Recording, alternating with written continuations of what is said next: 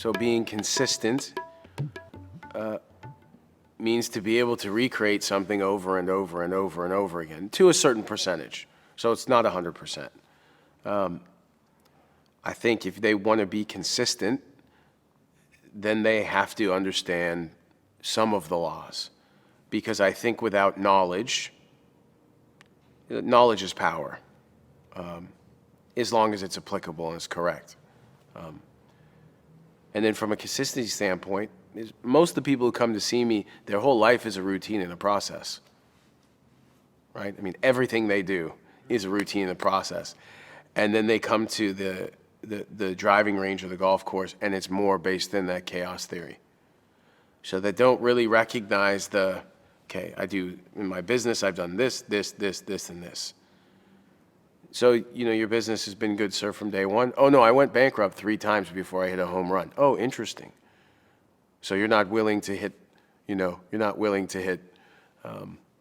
this drill for 3 or 4 months?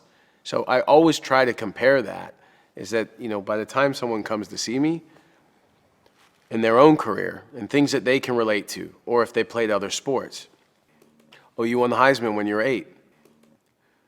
So you can kind of get them to recognize that consistency is going to come from a process and a routine.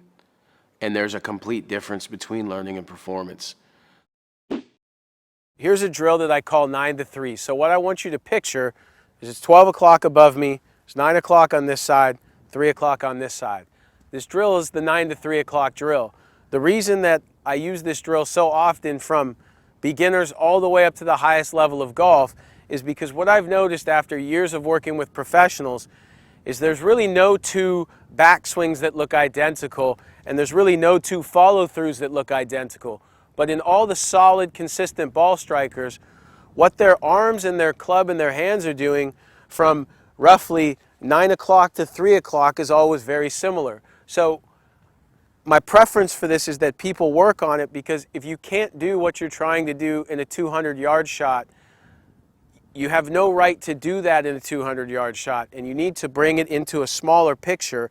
And if you can get good from hip high to hip high, you're going to start to learn where the club is when it matters, and you'll improve your impact position, and in doing so, you'll become more consistent. So basically how it looks, if I do it in slow motion from here, I'm in my setup, so 60% of my pressure's in my left foot, 40%'s in my right foot. Remember, we start in our left foot so we can help push to our right side. So from here, as I'm taking it into my right side, when I say 9 o'clock, I'm not thinking about where the club is pointed, it's more where the hand is.